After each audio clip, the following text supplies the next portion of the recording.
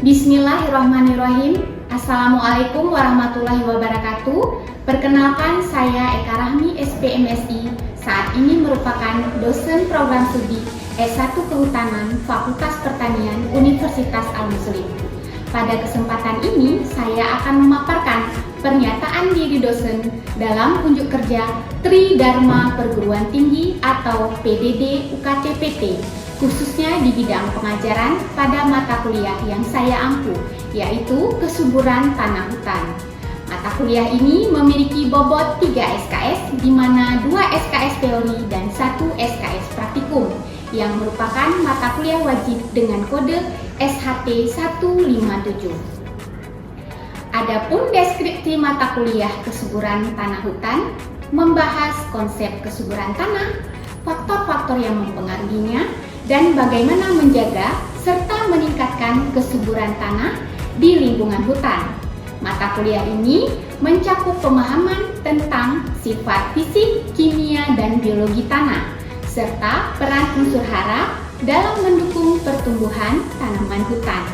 Selain itu juga, mahasiswa belajar bagaimana pengelolaan tanah hutan yang berkelanjutan untuk menjaga keseimbangan ekosistem dan produksi hasil hutan yang optimal.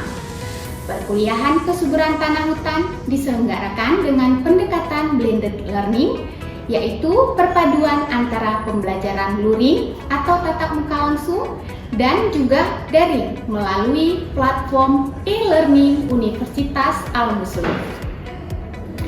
Salah satu kewajiban seorang dosen dalam menjalankan Tridharma Perguruan Tinggi ialah bidang pengajaran. Sistem pembelajaran yang saya gunakan dalam mata kuliah ini adalah DIA atau Delivery, Interaction, dan Assessment. Delivery yaitu penyampaian materi dalam ruang perkuliahan, baik menggunakan bahan ajar, video, maupun studi kasus. Interaction dalam perkuliahan ini melibatkan komunikasi interaktif dua arah dalam perkuliahan berupa diskusi, tanya jawab, dan refleksi bersama. Diskusi biasa dilakukan dalam bentuk kelompok ataupun individu. Assessment berupa penilaian yang terdiri dari 5 komponen utama, yaitu sikap, kuis, tugas, ujian tengah semester, dan ujian akhir semester. Capaian pembelajaran lulusan disesuaikan dengan standar penyusunan kurikulum pendidikan tinggi yang terdiri dari 4 aspek, yaitu 1. Aspek sikap, 2. Pengetahuan, 3. Keterampilan umum, dan 4. Keterampilan khusus. Dari 4 CPL tersebut diturunkan menjadi 5 CPMK, yaitu yang pertama, mahasiswa mampu menunjukkan sikap bertanggung jawab atas pekerjaan di bidang keahliannya secara mandiri. Yang kedua, kemampuan untuk meningkatkan kompetisi diri dalam menganalisis faktor-faktor yang mempengaruhi status kesuburan tanah hutan. Ketiga, menerapkan ilmu kesuburan tanah hutan dan mengkaitkannya dalam pengembangan, pengelolaan, dan pemanfaatan sumber daya hutan secara berkelanjutan sesuai dengan perkembangan ITEX. Yang keempat, mampu mengolah, menganalisis data untuk evaluasi kesuburan tanah hutan dan menentukan keputusan yang tepat dalam perencanaan berdasarkan basis data dan informasi dengan pertimbangan logis, rasional, dan ilmiah. Yang kelima, mampu merencanakan sistem pengelolaan kesuburan tanah hutan yang ada di lingkungan sekitar masyarakat berbasis kearifan lokal. CPMK ini diturunkan ke dalam 12 sub CPMK yang dikemas dalam 16 pertemuan pembelajaran, 14 diantaranya adalah proses belajar mengajar, 2 pertemuan lagi adalah ujian tengah semester dan ujian akhir semester. Selanjutnya, materi perkuliahan terdiri dari konsep pengertian kesuburan tanah, karakteristik sifat fisik tanah, sifat kimia tanah, sifat biologi tanah dengan produksi tegakan, unsur hara makro, unsur hara mikro, konsep peranan bahan organik, analisis kesuburan tanah, pemupukan, degradasi tanah hutan, siklus hara dalam ekosistem hutan, dan konservasi kesuburan tanah. Referensi yang saya gunakan pada perkuliahan ini terdiri dari berbagai sumber, yaitu buku dan hasil penelitian yang saya lakukan dengan tim berupa artikel ilmiah. Baik, berikut adalah video proses pembelajaran pada mata kuliah kesuburan tanah hutan. Selamat menyaksikan. Bismillahirrahmanirrahim. Assalamualaikum warahmatullahi wabarakatuh. Waalaikumsalam warahmatullahi wabarakatuh. Selamat siang. Oke, baik. Sebelum kita memulai aktivitas perkuliahan kita, sebaiknya kita berbantu berdoa untuk kepercayaan kita masing-masing. Berdoa dan bersama. Selesai. Oke. Selamat siang semuanya. Siang, Bu. Apa kabar ya siang hari ini? Baik. Alhamdulillah sehat. Hari ini kita akan melanjutkan perkuliahan kita pada pertemuan kita yang kelima. Ya. Baik, sebelum memulai perkuliahan, Ibu akan mengecek kehadiran kalian satu persatu. Yang pertama Aisyah, hadir. Kedua ada sehat ya. Alhamdulillah, Pak. Dinda Maestra Lubis, Ibu. Muhammad, Maira, Ibu. Baik, hari ini kita akan melanjutkan perkuliahan kita dengan mata kuliah kesuburan tanah hutan. Ini kita lakukan dengan materi bahan organik tanah. Nah, mungkin sebelumnya kita sudah belajar di pertemuan keempat, kelima terkait tentang sifat fisik, kemudian sifat kimia tanah. Apa saja sifat kimia tanah? pH, KTK ya.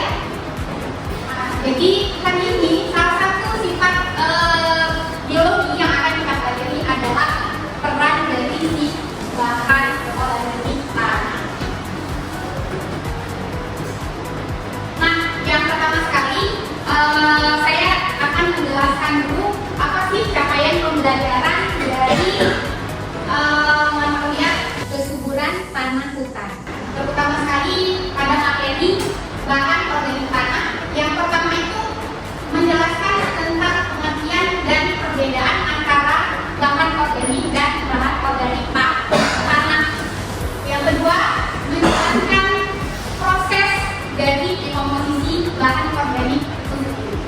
Yang ketiga adalah menguraikan peranan penting dari bahan organik. Oke, kita lanjut. Jadi kita perlu pahami dulu apa yang dimaksud dengan bahan organik. Jadi kalau kita di SMA mungkin sudah sangat familiar kan terkait dengan apa pengertian dari bahan organik. Jadi mungkin siapa yang masih ingat pengertian dari bahan organik? Apa itu bahan organik? Bahan yang sudah terurai. Aisyah, ikut ya? Masih ingat ya? Jadi bahan organik, bahan yang terurai. Ada proses penguraian. Ada lagi yang mau mengungkapkan pendapatnya, apa itu bahan organik? Bahan yang berasal dari tumbuhan dan hewan yang berkualitas, seperti dedaunan. Ya, bagus sekali ya, Bu Maira. Jadi bahan organik itu adalah sesuatu yang berasal dari makhluk hidup. Apakah kita juga termasuk dalam bahan organik? Termasuk. Karena kita makhluk yang hidup. Karena kita makhluk hidup, berarti kita disebut juga sebagai bahan organik. Apakah kita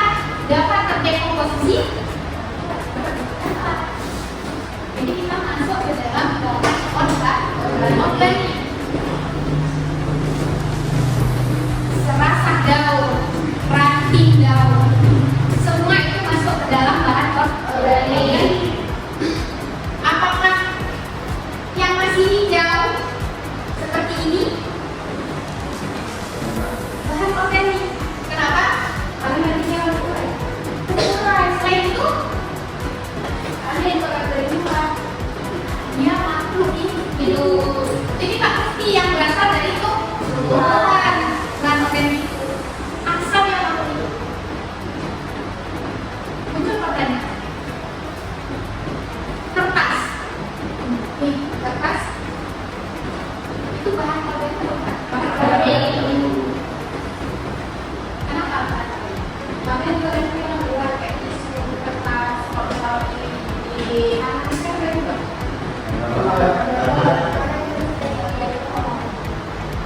Karena dari yang hari Iya, penolongan ya. Bagus jawabannya. Karena walaupun sepertinya ini kita biasa gunakan, tapi sebenarnya kertas itu berasal dari pohon serat.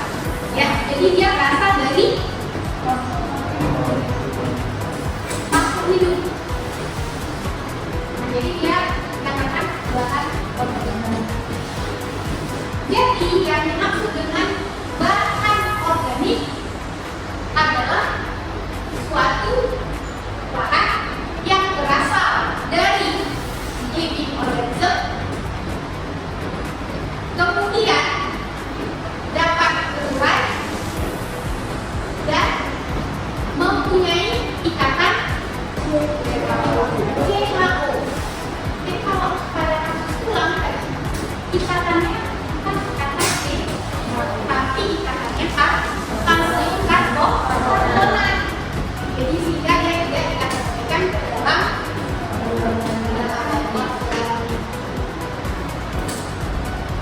jadi dari situ kita bisa menyimpulkan apa kira-kira pengertian dari bahan organik. bahan organik karena adalah sisa jaringan tanaman atau hewan dan telah mengalami dekomposisi bahan itu terbentuk atau dicampur dengan bahan tanam liar. Ya, jadi kalau bahan organik itu dia masih berupa serasa, tapi kalau bahan organik tanah itu sudah tercampur sehingga kita tidak bisa membedakan mana bahan organik yang ada di atas permukaan tanah. Jadi sudah tercampur dengan bahan mineral. Jadi seperti contohnya seperti ini. Ini adalah gambaran bahan organik tanah. Ini sudah tercampur dengan tanah mineral. Jadi nggak nampak lagi dia serasa atau tidak, karena dia sudah terdekomposisi lanjut, sehingga dia sudah menyatu dengan bagian tanah mineral. Jadi jelas ya perbedaan antara bahan organik dengan bahan organik tanah. Kalau bahan organik tanah tidak dapat kita lihat, bahan organik berupa serasa. Oke, paham ya? Proses dari dekomposisi bahan organik itu sendiri, mulai dari serasa yang masih hijau, kemudian serasa kering bercampur dengan isinya ada kotoran hewan atau jenis-jenis tambahan lainnya yang ada di dalam tanah. Nah, kemudian terjadinya proses dekomposisi sehingga nanti menjadi bahan organik tanah. Nah, jadi pada saat terjadinya proses dekomposisi ini sangat tergantung dari CN rasio. Semakin tinggi CN rasio, maka proses dekomposisi akan berjalan sangat cepat. Jadi begitulah sebaliknya. Nah, selain CN rasio, proses dekomposisi ini juga akan mempengaruhi suhu. Jadi semakin suhunya rendah, maka dekomposisinya akan berjalan lambat. adalah sperma. Nah, dari proses dekomposisi ini juga akan menghasilkan nanti hasil akhirnya perubahan dari warna tanah itu. Mungkin sebelum kita lanjut ada yang ingin ditanyakan terkait proses dekomposisi ini? Ada kira-kira? Belum ya? Paham ya? Kita lanjut. Dekomposisi ini juga dipengaruhi oleh bahan apa yang akan dilakukan pelakukan tergantung. Jadi kalau bahan yang berasal dari gula, karbohidrat, selulose, ya, kemudian hemiselulose, itu akan sangat mudah diambil. Kita bisa temukan itu di mana? Pada bagian apa kalau bukan ambil? Kandungan selulose itu tertinggi pada daun. Jadi kalau pada batang pohon itu kandungannya adalah lignin. Lignin ini lebih suka dilakukan proses dekomposisi. Proses dekomposisi bahan organik menjadi bahan organik tanah yang nantinya produk akhir itu akan menghasilkan yang namanya humus. Apa pengertian dari humus? Humus adalah lignoprotein kompleks. Jadi si humus ini adalah produk terakhir. Nah, salah satu juga penelitian yang sudah dilakukan dengan tim itu juga terkait bagaimana cara mengekstrak unik ya asam umat dari beberapa sumber bahan. Ada yang dari bibit, ada yang dari tanah anisol, kompos, dan salah satunya juga sudah mencoba melakukan pada tanah demut. Jadi bagaimana itu semua diekstrak, ya, ekstraksi sehingga nanti akan keluar cairan asam umatnya. Nah, si asam umat ini yang nantinya dapat bermanfaat jadi bahan amilase, ya, atau sebagai bahan pembenah tanah. Arah penelitian sekarang itu lebih cenderung bagaimana cara kita mengekstrak bahan organik untuk dapat menggantikan kompos, ya. Karena kalau kita menggunakan kompos itu kita bisa menggunakan 10 ton per hektar dibandingkan dengan kita menggunakan senyawa kuman.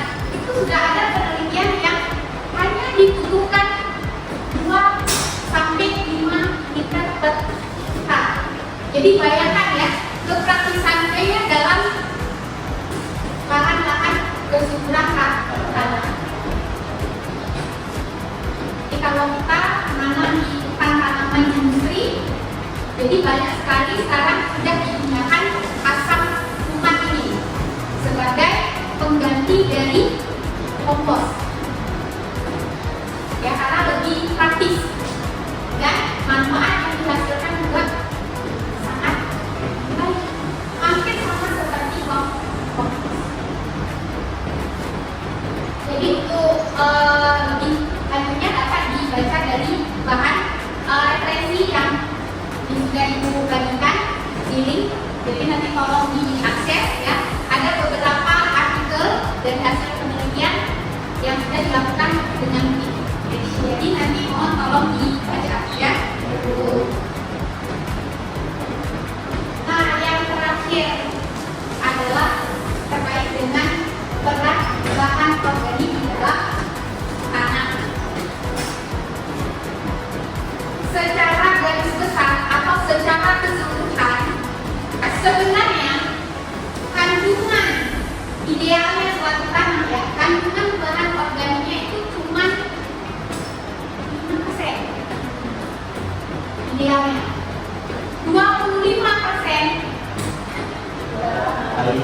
darah, air, kemudian 45% itu bahan mineral, 5% itu bahan organik. Nah, realitanya apa yang terjadi di lapangan? Sangat jarang kita temui kandungan bahan organik di tanah itu 5%. Sangat jarang sekali kita temui. Karena apa? Ada yang namanya eros, jadi terjadi pengisian. Kemudian karena pemberian kompos sangat tidak praktis, sehingga orang akan meninggalkan, tidak lagi menggunakan kompos atau komponen bahan organik, sehingga digantikan dengan berbagai macam pupuk organik. Oke, kita lanjutkan terkait dari peran bahan organik terhadap sifat fisik tanah. Yang pertama adalah perannya itu mempengaruhi dari warna tanah. Ini seperti yang sudah dijelaskan tadi, ya, jadi warnanya akan lebih gelap, pekat, ya. Yang kedua adalah mempengaruhi agregat tanah. Kenapa dirasakan? Karena bahan organik itu intinya sebagai atau sehingga agregatnya itu akan lebih mantap, ya. Yang kemudian adalah memperbaiki struktur tanah. Yang terakhir adalah meningkatkan kelembaban tanah. Jadi pada saat terjadi proses dekomposisi, suhu atau temperatur itu akan meningkat karena proses dari aktivitas mikroorganisme, sehingga suhu akan cenderung lebih tinggi pada saat proses dekomposisi dan kemudian akan semakin turun pada saat dekomposisinya sudah berjalan. Peran bahan organik terhadap sifat kimia tanah. Jadi yang pertama sekali perannya adalah penyedia unsur hara di dalam suatu ekosistem tanah. Kemudian peran yang kedua adalah meningkatkan kapasitas tukar karbon dari tanah. Dari mana kapasitas tukar karbonnya? Dari paparan gugus karbonil dan gugus hidroksil yang ada yang dibawa oleh senyawa lemak atau kandungan humus yang ada dari bahan organik tanah, sehingga nanti KEK-nya dapat meningkat. Jadi karena itu sifatnya proses pertukaran karbon itu sangat aktif. Kemudian yang terakhir adalah bahan organik ini dapat membentuk kelat, ya, sehingga bisa mengkelak unsur-unsur yang ada yang beracun di dalam tanah. Peran terhadap sifat biologi tanah. Apa perannya terhadap sifat biologi seperti yang kita sudah pelajari tadi? Meningkatkan keragaman organisme. Iya, meningkatkan keberagaman dalam organisme. Ya, yang kedua, bahan organik ini adalah penyedia unsur hara terhadap. Jadi kalau seandainya kita memasukkan input pemupukan anorganik, yang hanya didapatkan itu hanya misalnya kita masukkan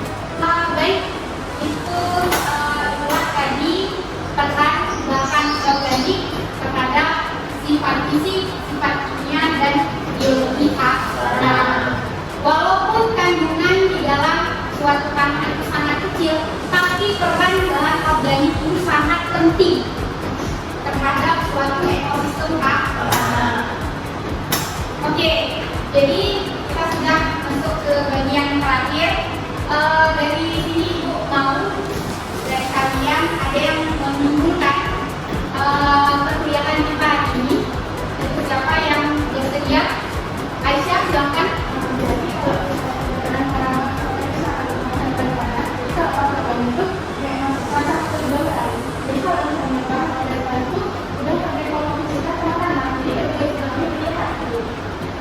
Ya, itu perbedaannya yang dapat disimpulkan oleh Aisyah. Ada lain yang ingin menambahkan? Ada pada Ya, silakan Raja. dapat disebutkan bahwasanya bahan organik tanah memiliki sifat tinggi organisme, terus memiliki ikatan WHO dan dapat dikomposisikan.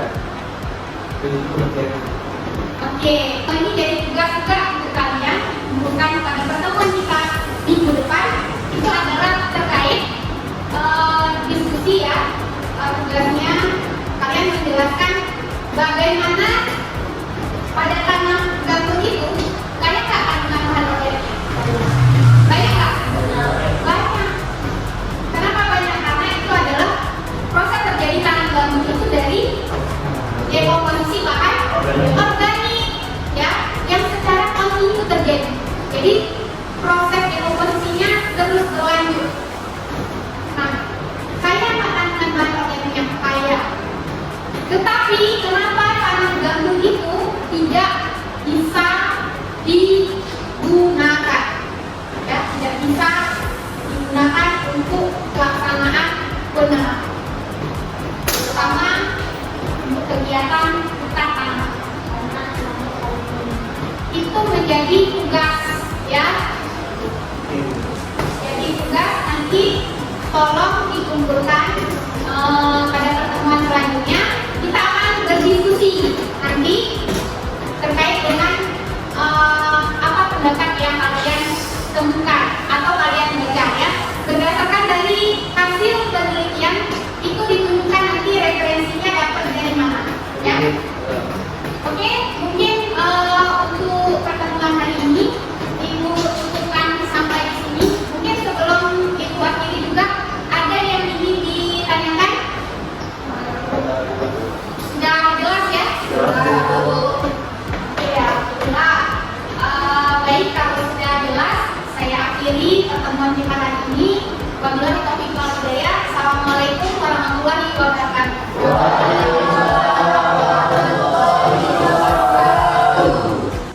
Demikianlah video pernyataan diri dosen dalam unjuk kerja Tridharma Perguruan Tinggi yang dapat saya sampaikan. Terima kasih atas perhatian yang diberikan. Wassalamualaikum warahmatullahi wabarakatuh.